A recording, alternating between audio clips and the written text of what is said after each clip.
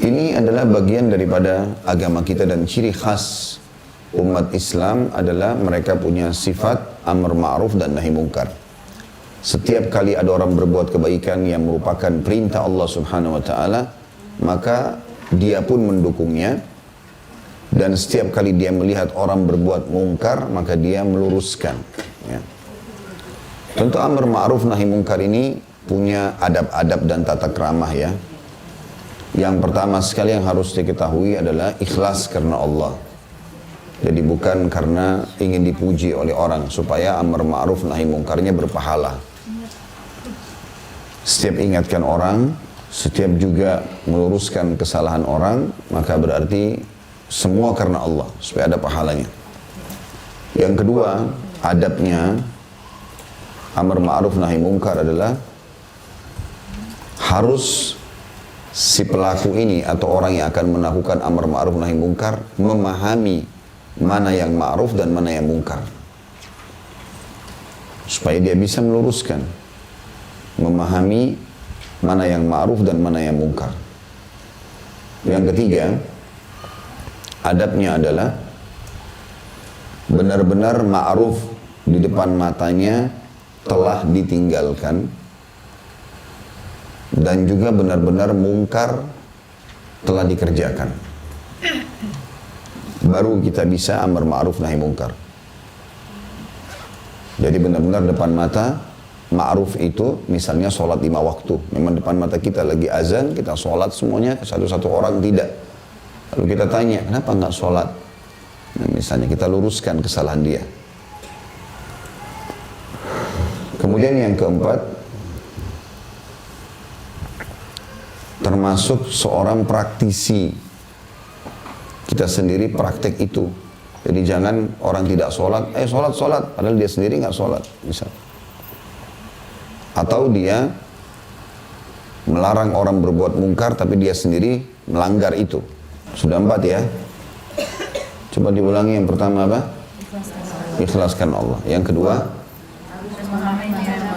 harus memahami yang mana ma'ruf dan yang mana mungkar. Karena jangan sampai dia mau meluruskan, ternyata yang orang lakukan sudah ma'ruf. Mungkin ada perselisihan pendapat ulama di situ, misalnya. Yang ketiga, benar-benar melihat ada ma'ruf yang ditinggalkan ya, atau mungkar yang ditinggalkan. Ya, ada ma'ruf yang ditinggal ataupun mungkar yang dilakukan. Ya. Yang keempat, praktisi. Jadi dia harus melakukan dulu yang ma'ruf itu dan dia benar-benar meninggalkan mungkar itu, baru dia melakukan. Kalau tidak, berat dosanya bagi dia. Tadinya cari pahala malah dapat dosa ya. Masih ingat hadis yang Nabi SAW mengatakan akan ada orang di hari kiamat di neraka nanti, dia disiksa oleh Allah karena panasnya, isi perutnya keluar ya, dan dia mengelilingi sebuah tempat di neraka seperti keledai mengelilingi tempat adonan roti ya. Kemudian ahli neraka pada datang kepadanya mengatakan, wahai fulan, bukankah kau yang dulu menyuruh kami berbuat ma'ruf dan melarang kami berbuat mungkar? Dia bilang, benar. Tapi aku dulu menyuruh kalian berbuat ma'ruf, aku sendiri tidak lakukan. Sholatlah, tapi aku nggak sholat gitu ya. Puasalah, tapi dia sendiri nggak puasa. Dan aku melarang kalian berbuat mungkar, tapi aku justru melanggarnya. Jadi dihukum oleh Allah SWT. Ini tidak boleh. Yang kelima, adabnya adalah tidak menumpah tindihkan antara pelanggaran-pelanggaran atau ma'ruf-ma'ruf yang ditinggal satu sama yang lain.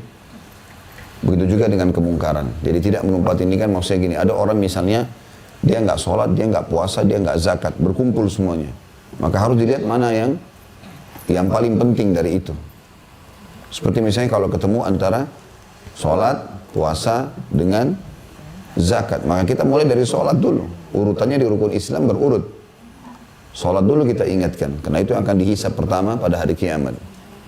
Dia sudah terima itu, baru kita pindah ke zakat, baru kita pindah ke puasa, gitu kan? Itu sesuai dengan sabda Nabi SAW kepada Mu'adz bin Jabal radhiyallahu anhu. Beliau pada saat mengutus Mu'adz bin Jabal menuju ke Yaman menjadi dai, maka Nabi bilang, hai Mu'adz, kau akan mendatangi ahli kitab nanti. Di Yaman ini ada ahli kitab, orang Yahudi dan Nasrani. Maka yang pertama kau dakwahi mereka, dua kalimat syahadat. Kalau mereka terima itu, barulah kamu memberitahukan kalau mereka diperintahkan Allah untuk mengerjakan sholat 5 kali dalam sehari. Kalau mereka terima itu, sampaikan bahwasanya orang kaya mereka wajib mengeluarkan zakat dari harta mereka kepada orang miskin mereka. Kalau mereka terima itu, baru kamu perintahkan atau sampaikan Allah memerintahkan puasa Ramadan setahun sekali. Kalau mereka terima itu, baru kau sampaikan kalau ada perintah untuk mengerjakan ibadah haji sekali seumur hidup. Jadi ada urutannya. Kalau bertemu ya, jadi tidak menumpah tindihkan. Karena kalau kita menasihati orang semuanya sekaligus, maka mungkin dia tidak bisa konsentrasi menerima atau malah dia menganggap agama itu berat. Jadi di sini maksudnya skala prioritas ya. Begitu juga dengan mungkar. Kalau ada orang berbuat kemusyrikan, dia bawa sembelihan ke gua mana, dia pergi ke dukun misalnya, dengan dia berzina, dua-duanya dosa besar. Tetapi syirik ini lebih besar. Nah kita dahulukan syiriknya dulu. Syirik dulu diluruskan. Induk dosa besar dulu diluruskan. Baru kemudian yang lainnya. Gitu kan. Karena subhanallah kalau orang meninggalkan induk dosa besar, maka dosa yang lain itu akan ikut dengan sendirinya. Ya. Makin kita sering meninggalkan sesuatu yang targetnya adalah sesuatu yang besar, maka otomatis yang kecil ikut semua ini. Ya. Maka harus ada skala prioritas ini. Kemudian yang ke-6 sekarang. Ya. Dia harus memiliki kapabilitas ilmu yang cukup. Jadi yang dia bicara nanti, yang dia tahu saja. Kalau bapak ibu tidak tahu ilmunya, jangan bicara. Ya. Karena kalau bicara nanti takutnya malah salah. Mungkin orang itu punya alasan. Mungkin dia bukan muslim. Mungkin. Ya. Saya pernah berbagikan bapak ibu sekalian, saya pernah didatangi oleh salah satu TV swasta dulu, beberapa tahun yang lalu, kemudian syuting di rumah untuk satu acara agama. Rupanya ada 4 orang kru kameramen yang datang. Sementara memang yang 3 orang ini aktif sekali, sering bertanya kepada saya. Saya jawabin, yang satu ini dengar saja, cuman saya tidak engah dengan kenapa orang ini satu nggak terlalu banyak bertanya gitu ya. Tiba azan duhur, kemudian saya bilang azan kita ke masjid. Ke masjid lah kami rame-rame. 3 orang ini ikut sholat, yang satu nggak shooting aja. Orang lagi sujud di shooting dari samping, sibuk dengan shooting. Habis sholat saya nasihati dia. Ya. Sholat itu wajib bagi seorang muslim gini, nasihatnya. Dia iya Ustaz iya. Ya. Nanti setelah selesai, terus saya sempat ngobrol-ngobrol sama yang 3, baru mereka bilang, oh itu, kenapa yang satu tadi nggak ikut sholat? Oh itu memang Nasrani Ustaz. Bukan muslim. Jadi kita buru-buru nasihatin orang, belum tentu dia memang muslim misalnya. Atau mungkin kita nasihati orang tentang sholat, mungkin dia sudah sholat, mungkin. Kita nggak tahu, gitu kan. Kalau masih ingat juga, itu kisah tentang Imam Syafi'i rahimahullah dengan Imam Ahmad. Imam Syafi'i sama Imam Ahmad ini guru sama murid, ya. Satu waktu pernah Imam Ahmad bertamu ke rumahnya Imam Syafi'i. Begitu bertamu, rupanya Imam Syafi'i bilang sama anaknya, ini orang soleh, perhatikan apa yang dia buat, gitulah. Saya biar anaknya Imam Syafi'i belajar dari Imam Ahmad, gitu kan. Karena Imam Syafi'i sangat tahu Imam Ahmad ini, sampai dia bilang, wahai Ahmad, engkau lebih faham daripada kami dalam ilmu hadis, maka kalau sampai kepadamu sesuatu, sampaikanlah kepada kami. Padahal Imam Syafi'i gurunya gitu. Karena Imam Ahmad ini luar biasa dalam ilmu hadis. Rupanya anaknya Imam Syafi'i ini pamit tidur bersama Imam Ahmad, ingin tahu apa yang dilakukan gitu. Ternyata besoknya anak Imam Syafi'i melapor sama ayahnya, ayah, Anda mengatakan teman Anda ini orang saleh, tapi saya melihat ada 3 pelanggaran. Apa itu pelanggarannya nak? Yang pertama, tadi malam dia makan banyak sekali. Waktu kita hidangkan makan, banyak sekali. Artinya ciri orang-orang beriman, makannya tidak banyak, tapi ini makan banyak. Yang kedua, saya nggak lihat dia sholat tahajud. Ini bagi kelas orang-orang ulama, apalagi kalau sudah ulama, nggak ada yang tinggalin sholat malam ini. Mustahil mereka tinggalkan. Walaupun itu sunnah gitu ya.